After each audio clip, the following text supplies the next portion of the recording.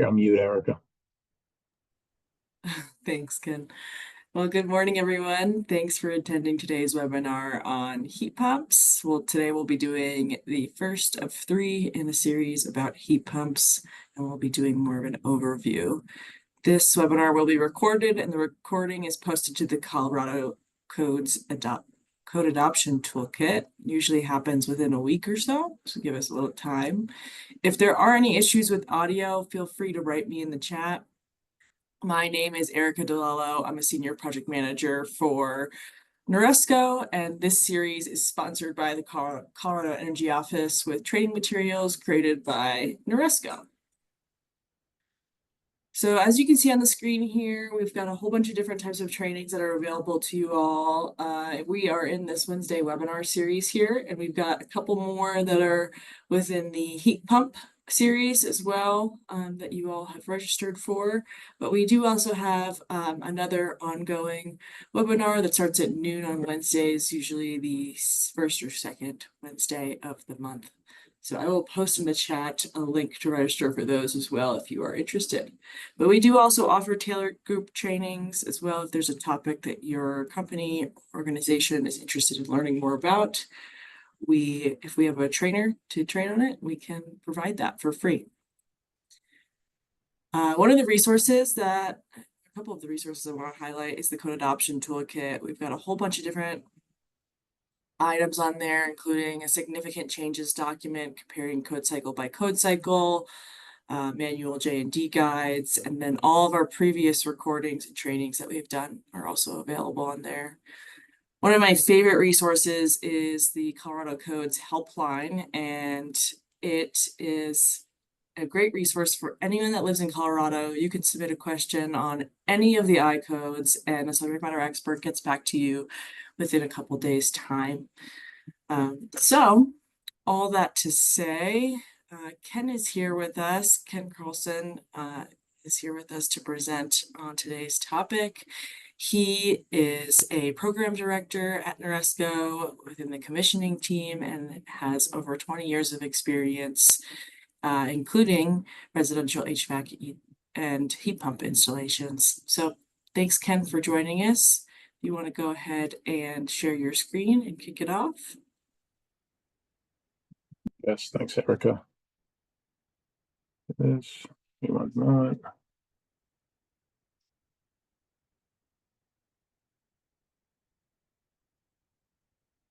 All right, welcome everybody. As Erica mentioned, this is session one. This is a heat pump overview. All right, well, you will today talk about we'll go over heat pumps. We'll talk about some of the types of heat pumps. We'll go through some heat pump economics and some cost calculations and savings methods and potential tools. Just quick synopsis as we talked about other sessions. This is session one of three. On March 5th, we'll be talking about dwelling evaluations and heat pump sizing. We'll talk about different types of systems, talk about evaluating dwellings and the potential for the different types of systems that might be utilized in those dwellings. And we'll talk about a little bit about sizing and manual J. March 26th, heat pump installations. We'll review actual heat pump installations, best practices, tools required, industry practices, and things to be considered during the installation. Sorry, I'm backwards. Welcome. All right, overview. For this session, we'll cover the essential aspects of heat pump technology, focus on the basics, operations, components, heat pump options, cost-benefit analysis, cost calculation tools. The objective of this particular session is just to gain an understanding of heat pump technology and how to assess the economic performance and efficiency options that are available. So basic, starting with what is a heat pump? All right, a heat pump is a piece of equipment, much like an air conditioner, that moves heat from one location to another. All right, it does this by extracting heat from an external source, such as the outside air, ground, or water source. All right, that heat is then transferred indoors to whatever medium might be inside. Typically, it's air. All right, this process will continue even at lower ambient outdoor conditions. One of the benefits of most modern day heat pumps is that you also have a cooling component of that. So not only do you get heat, but you also get cooling. All right. So in the cooling mode, right, this is typical of just a regular air conditioning unit that everybody's familiar with that has, most dwellings, most houses. The cooling air conditioning process starts in the compressor. All right. Uh, Creates hot gas. Hot gas goes to the outdoor unit. The heat is released in the at the outdoor unit. Refrigerant moved to the indoor unit where heat is absorbed. Essentially, the indoor unit is getting cold, the coil gets cold, comes back to the compressor, and the cycle continues. All right. In a heat pump, the process is very similar, but a heat pump has a reversing valve. That reversing valve switches the direction of the refrigerant so that when the gas is compressed, when the refrigerant is compressed in the compressor, that gas goes to the indoor unit where the heat is extracted, transferred to the dwelling. Refrigerant comes back to the outdoor unit. Heat is absorbed from the ambient air outside in an air-to-air heat pump at least, and then comes back to the compressor for that cycle to continue over and over again. Couple basic terms when we start talking about heat pumps. We're not going to really drive too hard on this, but you'll hear a lot in the industry. You'll hear words like source and sink. All right. The source in a heat pump is the source of where the heat is absorbed from, and the sink is where the heat is expelled to. All right. So in heating mode on a heat pump, if you're talking about an air-to-air heat pump, and we'll talk a little bit more about different types of heat pumps in the next slides, your source would be your ambient air outside, your sink would be the inside dwelling, your air inside the dwelling. In cooling mode, essentially your source and your sink actually reverse, right? Your source would be inside, your sink would be outside. Different types of heat pumps. All right. So most of the time we're talking about air to air heat pumps. It's probably the one that most people are most familiar with. Looks like an air conditioning unit outside. Probably can't tell the difference other than maybe by the shape and the internal components. So you have your air to air heat pumps, in which case air is the medium outside is your source, and your inside sink would be the air inside. You have water source heat pumps, in which case your source would be water. Oftentimes wells are drilled and you use water as a medium to take the heat from the ground and transfer that to the refrigerant on an indoor unit. And then we have air to water heat pumps. These aren't as popular. They are starting to pick up in the industry. It's essentially a heat pump that will transfer heat to water inside the dwelling. You typically for like hot water baseboard, hot water radiant, and or domestic hot water. Focused on a little bit more about air source heat pumps. All right, it takes heat from the outside air, transfers it to the indoor for heating. Most common type of heat pump. It's typically the simplest installation when comparing all the different types of heat pumps that are available out there. Modern day heat pumps can operate down and provide full heating capacity down to approximately minus 20 degrees. This varies a little bit from manufacturer to manufacturer. Some minus 17, some might say minus 22. They all either as a base model or have a high heat option that will produce and provide heating down to minus 20 degrees. We'll talk about some of those considerations and operating down those lower ambient conditions in other sessions. For now, we're just going over the high level aspects of this. Air to source heat pumps types, you've got split systems, package systems, ductless mini splits, multi-zones, and even window units for that matter. So when we start talking about water source heat pumps, all right, they're a little bit less common than air source heat pumps. They require a little bit more invasive digging, for lack of better words. All right, typically they'll utilize water as a medium to transfer heat from the ground to the heat pump. All right, couple benefits.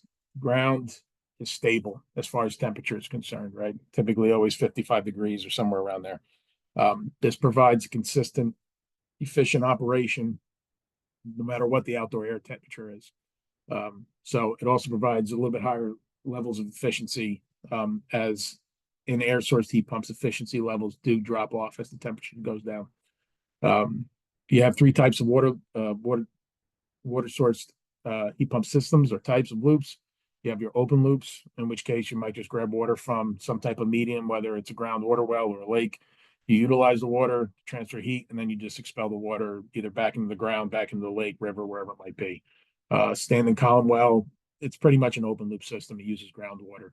And then that water can either be put back into the ground or just released. And then more common are your closed loop systems. This typically you utilize a glycol mixture.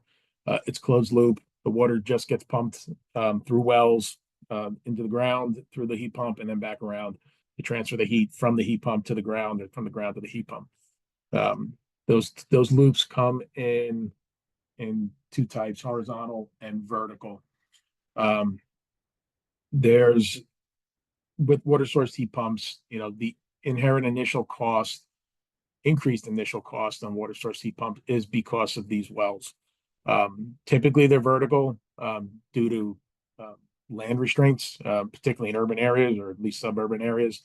If you happen to be in an area that you have lots of land, you're on a farm and the ground is suitable, you can put a horizontal loop in.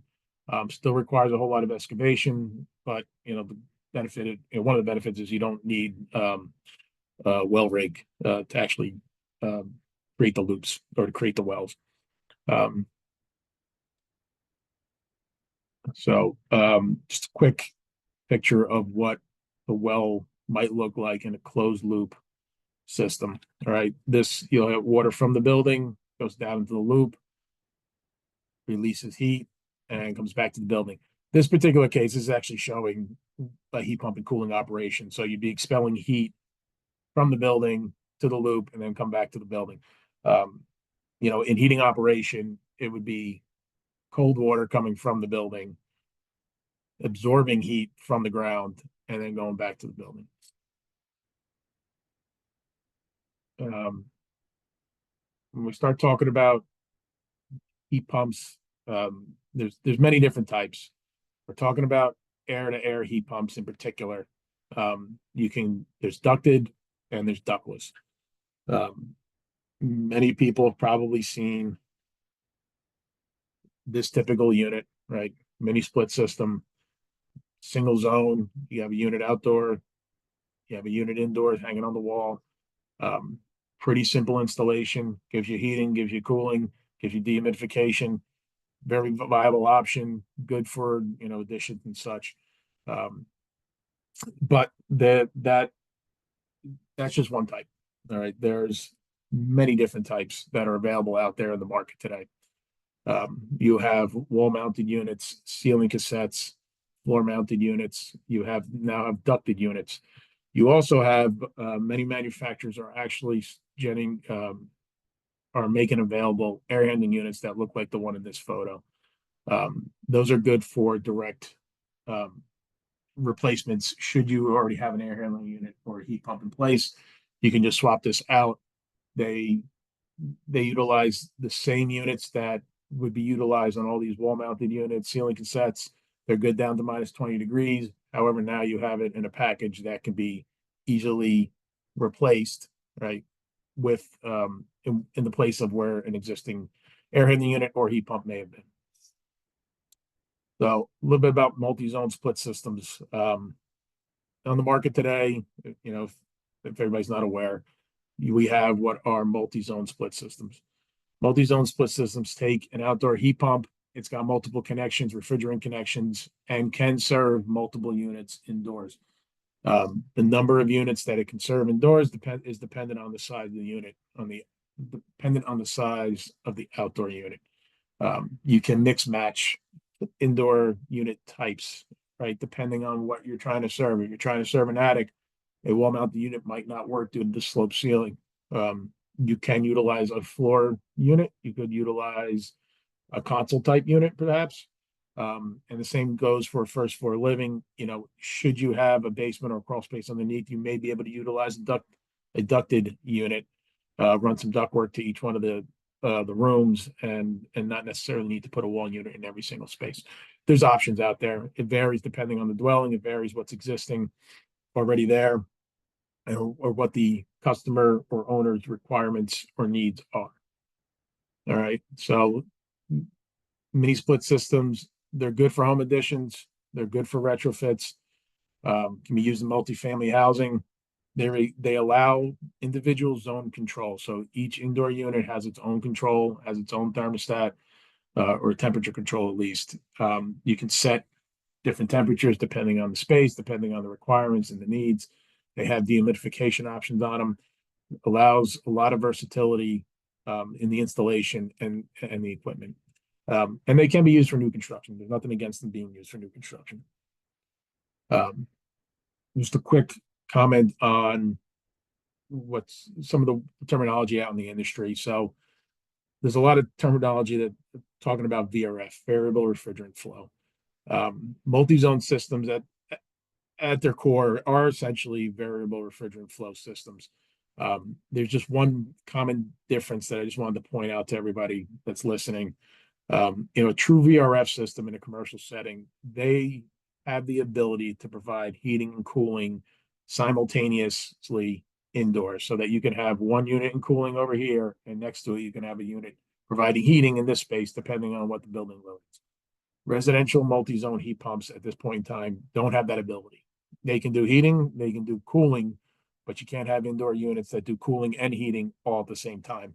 Typically, heating would take the precedence or priority over the cooling. Just something to note. Not necessarily a major drawback.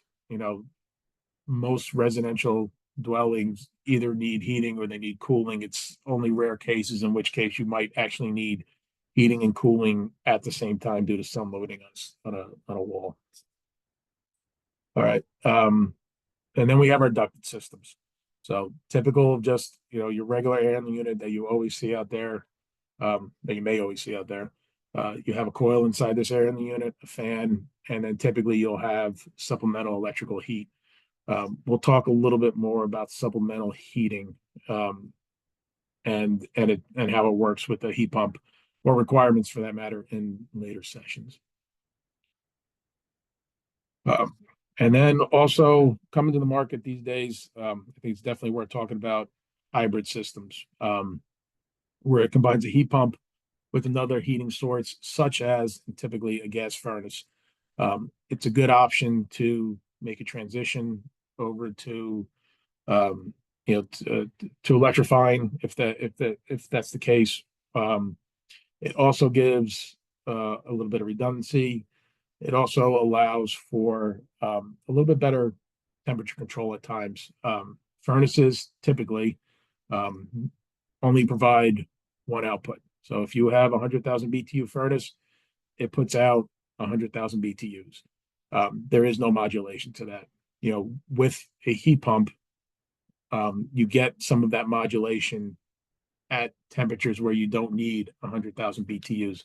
It allows some flexibility. It allows a little bit of more comfort. It allows a little bit more comfort conditioning, while still being able to utilize a gas furnace for extreme weather. So, what a typical dual fuel system looks like doesn't look much different than your regular central HVAC system. At first glance, you wouldn't know the difference. You've got a furnace, you've got a coil, and the only difference would be that this outdoor unit, instead of being just an air conditioning unit, is a heat pump. It's definitely picking up. And just to note, a lot of manufacturers are now offering packages, dual fuel system packages, that are put together, for the situation.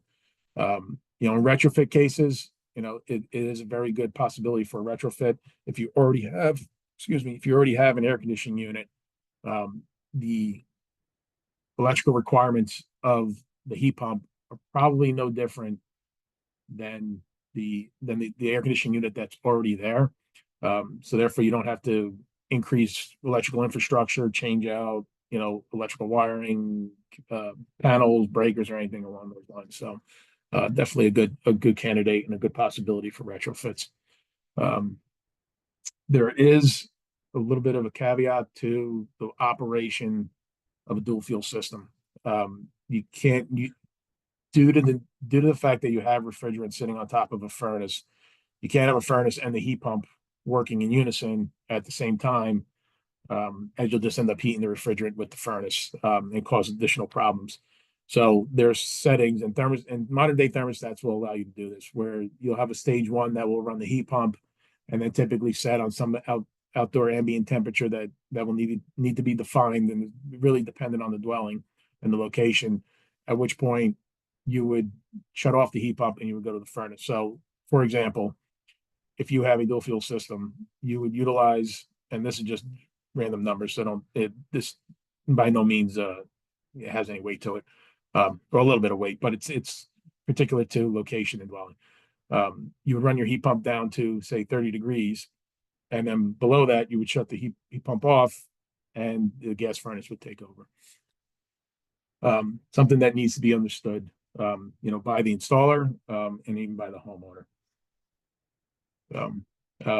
Some of just the quick advantages: you do get energy efficiency depending on what you're running on and the fuel that you're running on. The heat pump could offer cheaper, more energy efficient advantages, to be utilized. The secondary system taking over in extreme colds. There's some flexibility, some reliability, some additional or extra, I should say extra. Another source of heating should you need it, or if one would fail. Excuse me. Moving on to air to water heat pumps. Fairly new to the market. There are some manufacturers that are out there that have these. They're available. You can purchase these in the right condition. These are great options. Utilizes a heat pump. Your source outside is your air. Your medium inside would be water. All right. It could be used for domestic water. You can use it for hot water radiant in floor heating. Can be used for air in the units, if everything's sized accordingly or appropriately. Their typical applications to date they typically have been low water temperature applications. Heat pumps aren't known for putting out high temperatures, right? Typical of what might be for a retrofit. They are making, and they are coming out, and they are available to the market, high temperature heat pumps that can produce water up to 170 degrees.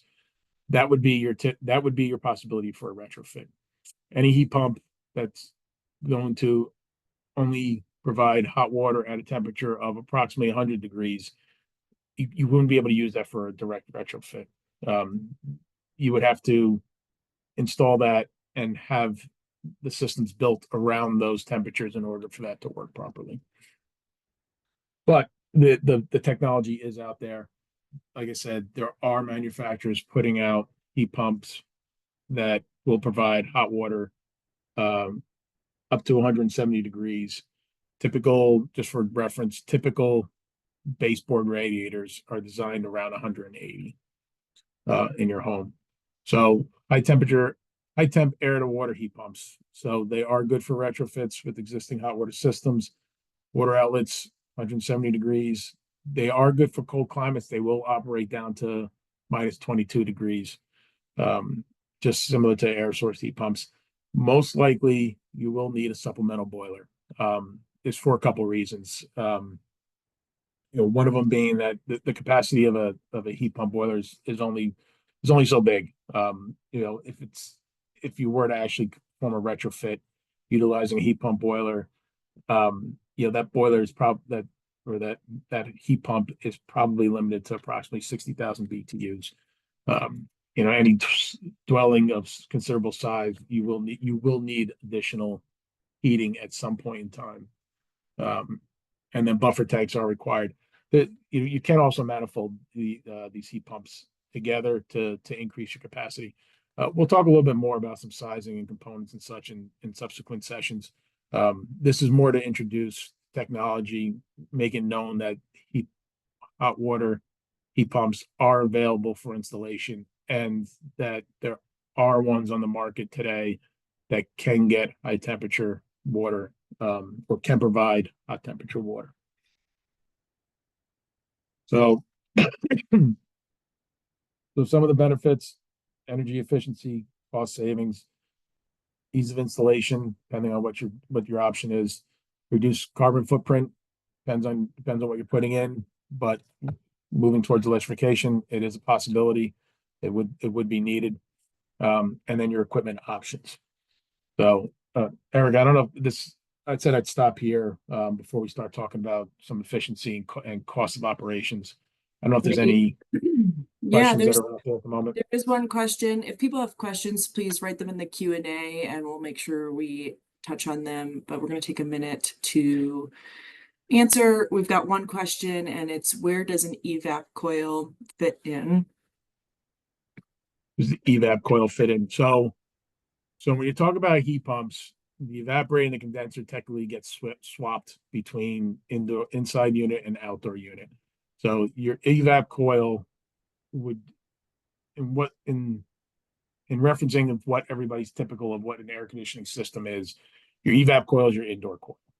So just like on any air conditioning unit, your indoor coil would be considered your evap coil in cooling mode, right? Technically, your evap and your condenser actually swap when you're in heating mode. So that's why a lot of times in heat pumps, we don't utilize the terms of like evaporators and condenser, because depending on which mode you're in, those things can swap.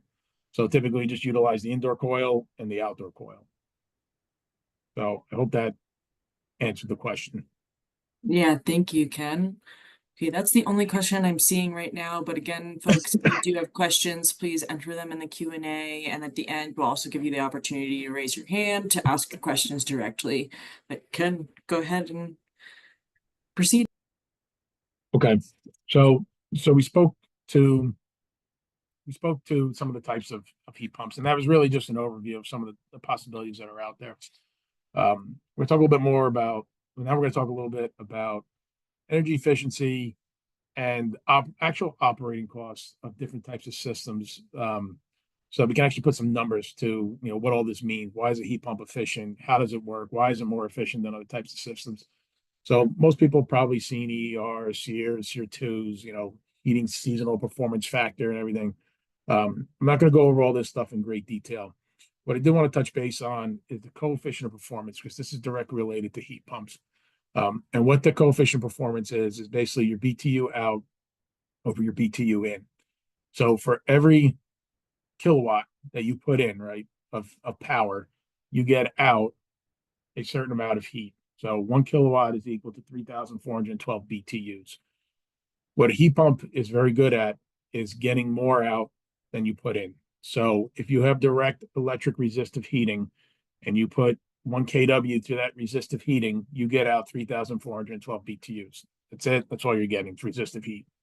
With a heat pump, if you put in 1,000 watts or 1 kW of electricity, you have a coefficient of performance of 3, for example, you will get out 10,336, I think it is, BTUs of heat. All right. So this is where heat pump really starts to shine over conventional, like electric resistive strip heating. All right. So what does that actually mean? What are actual costs, comparable costs of a heat pump compared to other types of systems? So we put a little something together. All right. So we've got some standard costs. We've got, let's just say in your particular area, your kilowatt hour cost is 12 cents. It's $1 a therm for natural gas. Propane is $2.25 a gallon. That just came from a search for the industry from the national standard. And electrical resistive heating, it's the same electrical cost. It's 12 cents a kilowatt hour. So to normalize all this and what this means as far as heat output, we calculated a cost per MMBTU. That's basically 1 million BTUs, right? So for every 1 million BTUs, by utilizing a heat pump and assuming a coefficient of performance of 3, your cost for 1 million BTUs is $11.72. Comparably, for natural gas, it's $11.11, a little bit cheaper for natural gas, but this is also at $1 per therm. Depending on your area, this number can go up. I know by me, I'm I'm not in Colorado, but I pay a lot more than $1 a therm. So comparable to, like, say, a propane furnace at 90% efficient, it's $26, per MMBTU. And for electrical resistive heating, $35 per MMBTUs, per million BTUs. So, so wanted to provide this just to put things in perspective as to, what your actual operating costs are, per unit of energy. Looking at total costs, initial costs, initial cost of a heat pump can vary drastically. But we did put some numbers together just so that, you as the audience can see like what some potential numbers could look like, right?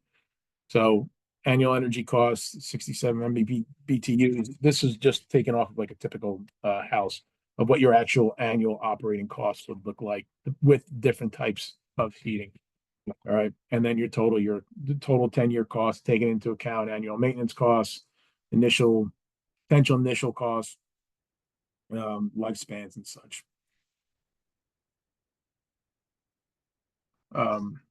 Just going through some of the types of heat pumps and what your initial costs could potentially look like.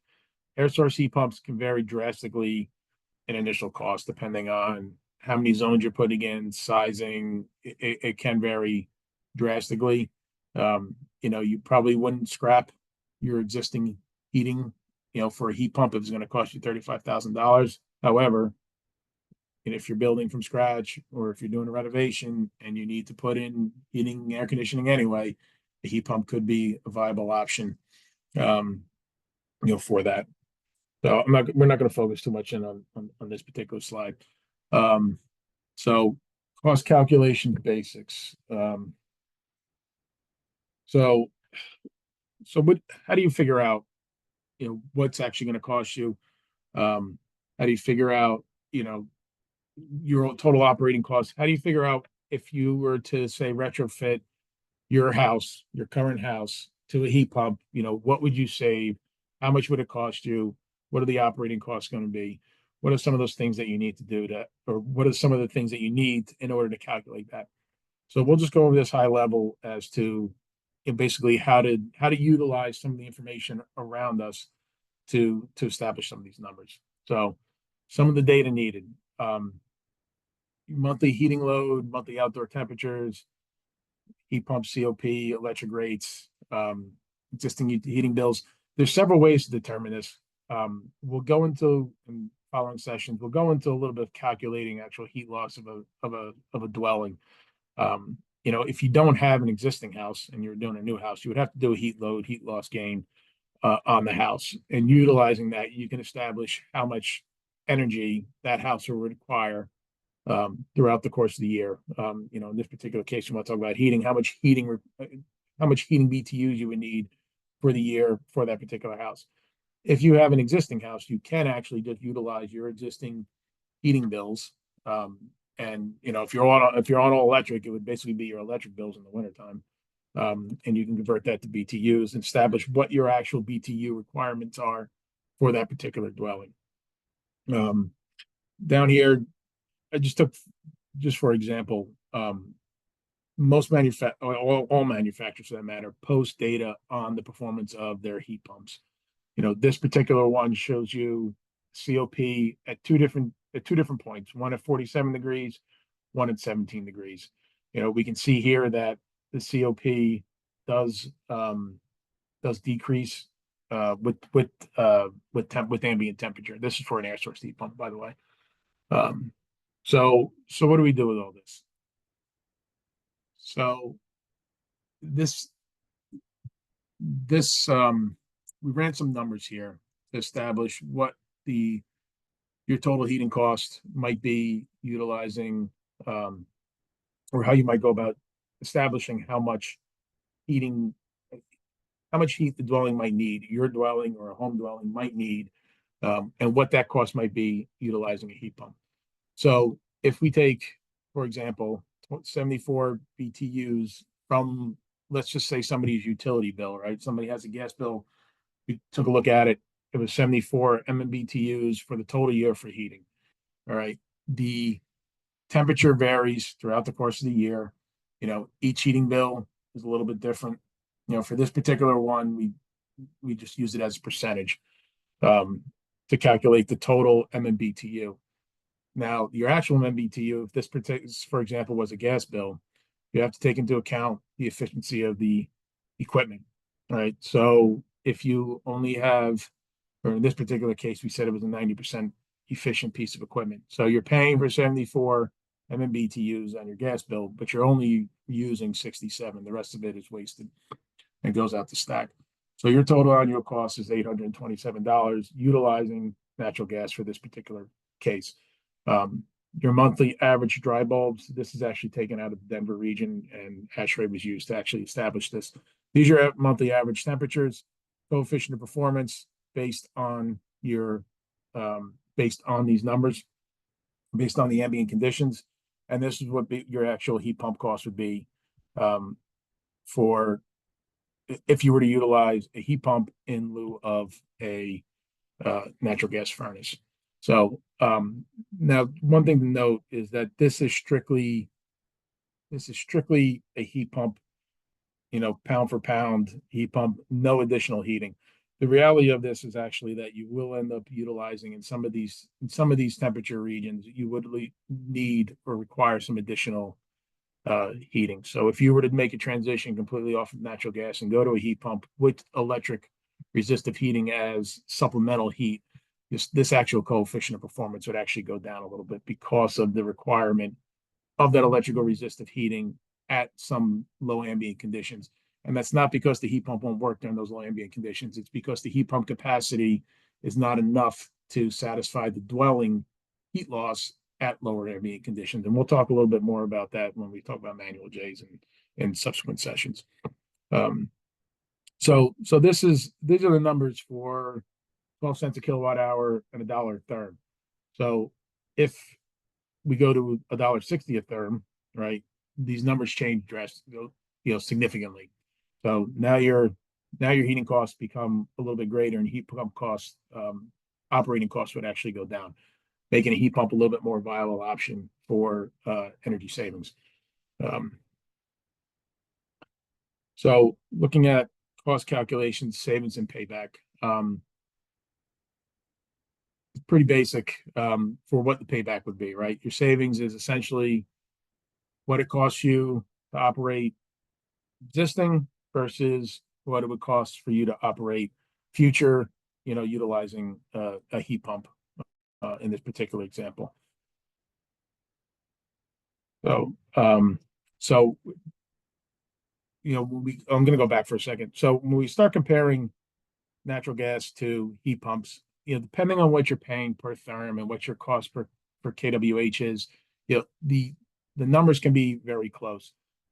If you're in a rural area, natural gas might not even be an option, in which case, going to more expensive options of propane or oil, electric resistant heat, the heat pump becomes a much more viable option, a cheaper option with more flexibility. And what we did is we took numbers just like we just talked about, except that now instead of using, let's say, natural gas as your primary source of heat, let's just say you have electric resistive heating.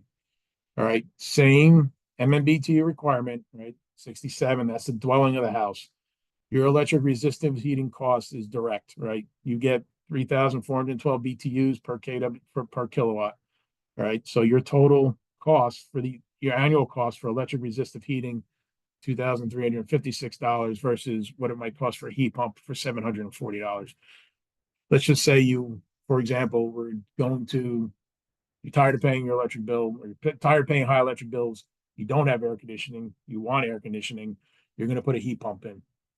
Your initial, and we're not even talking to any kind of cooling savings, but let's just say your initial heat pump cost is $20,000. Your annual savings is on the order of $1,600. Your payback, your break even point, right, essentially is 12 years.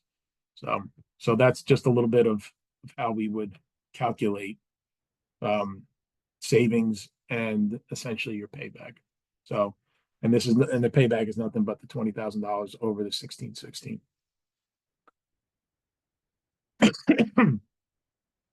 So just some cost calculating tools. We showed you the basics of how to calculate, how to get some of those numbers, what some of those numbers might be. There are some resources out there that are available to calculate gas furnace versus heat pump. Um, and we always, a lot of times we're always talking about gas furnace versus heat pump, and the reason why is those, as you saw previously, your actual costs for per BTU, they're comparable in cost.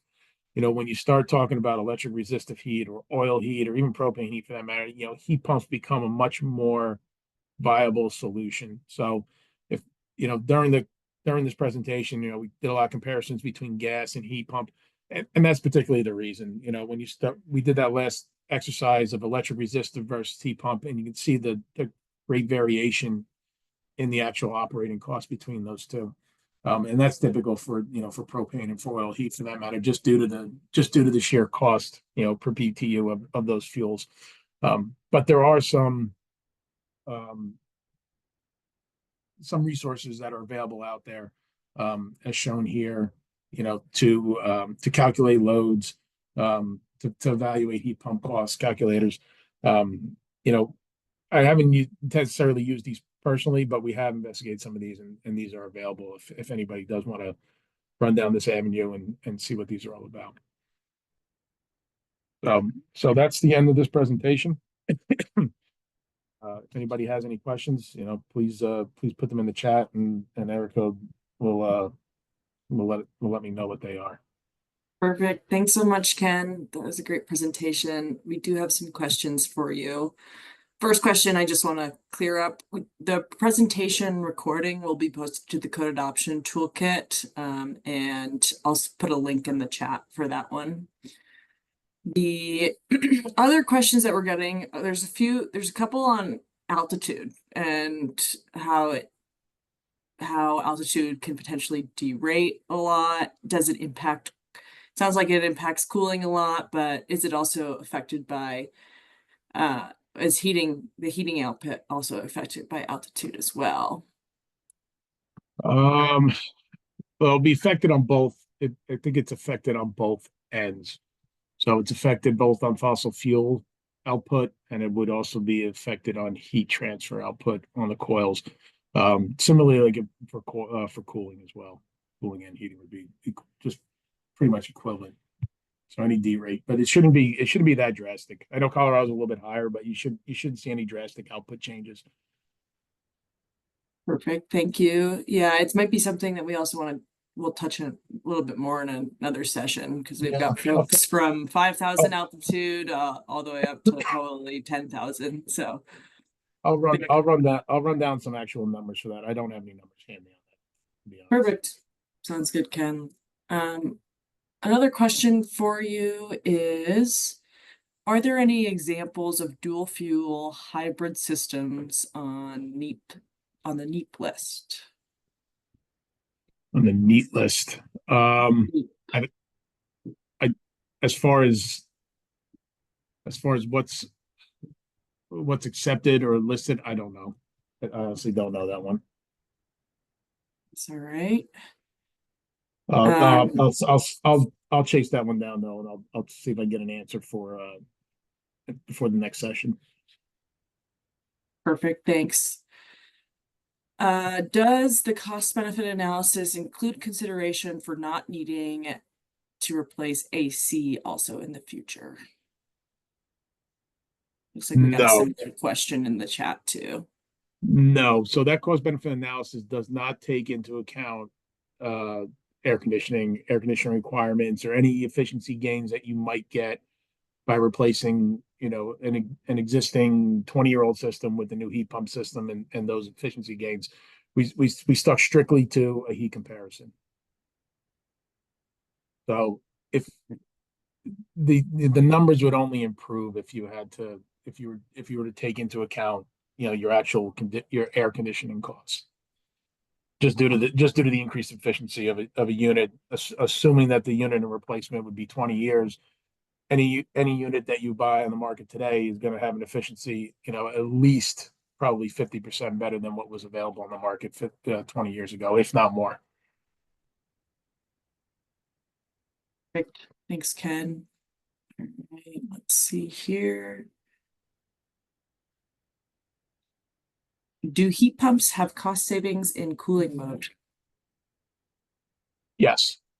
Um, yes, but it depends on what you're comparing that to. So if back to what we just talked about, if you're replacing a legacy system that's 20 years old and it was just a standard efficiency system 20 years ago, the new modern day heat pump will provide additional cooling savings compared to that particular unit.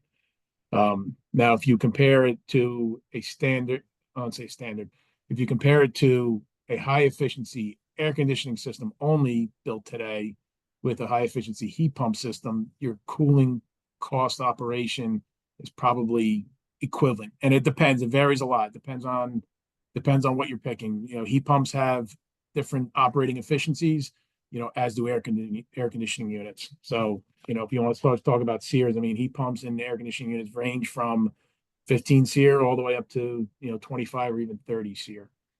But typically speaking, heat pump operation for several reasons will provide additional cooling efficiency benefits and will cost less to operate than a standard air conditioning system.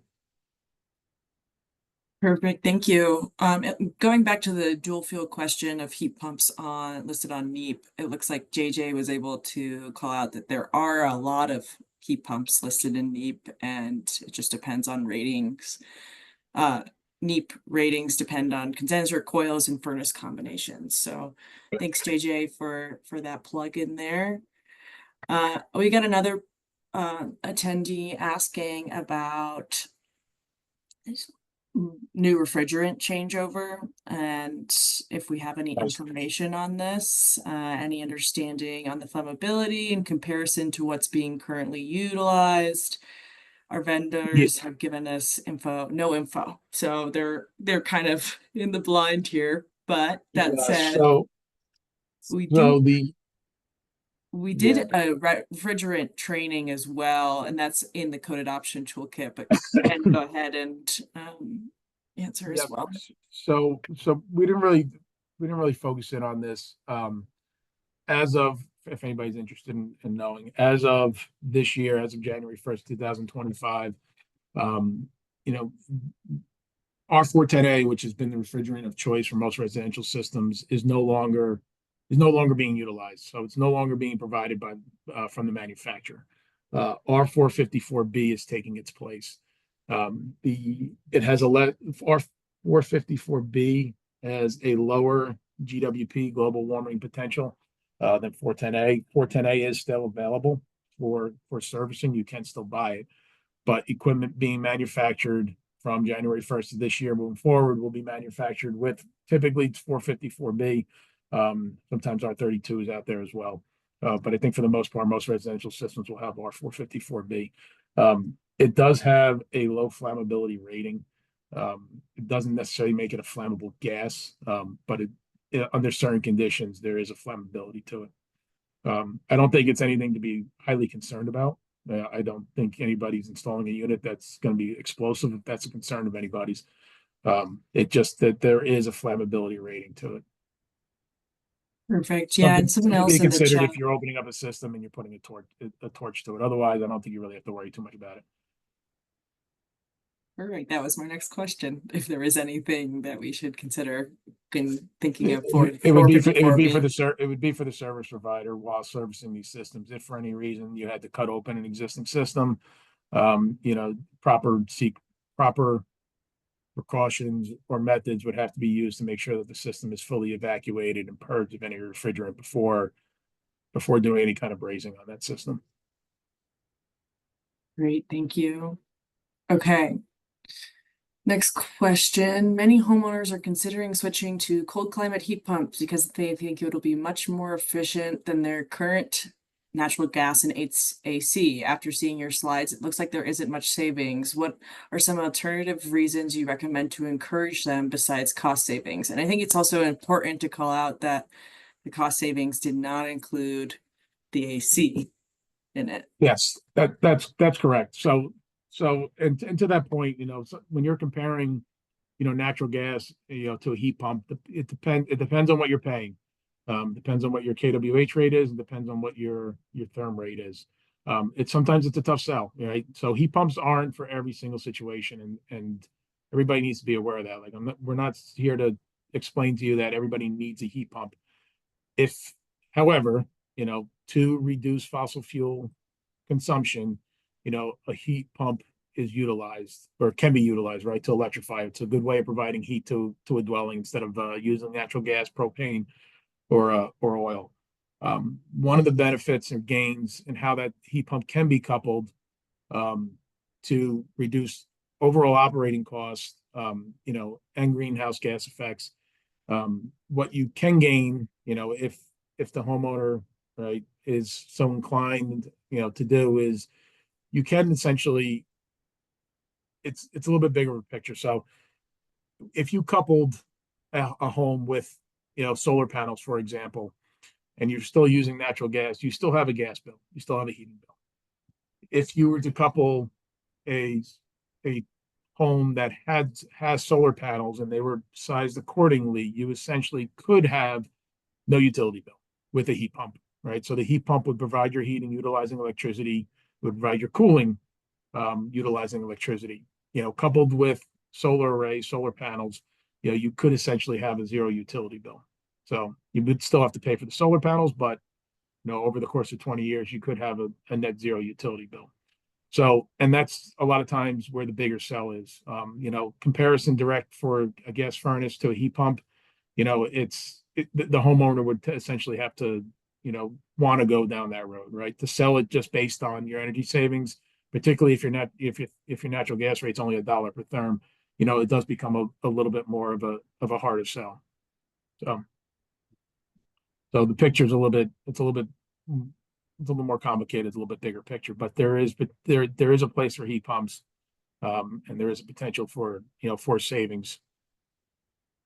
Thanks, Ken. Okay, let's see.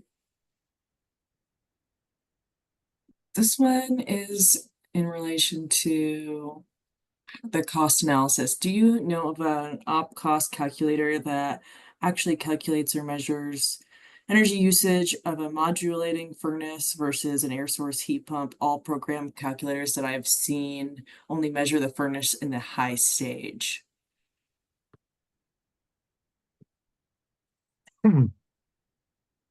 So, so I guess my initial reaction is no.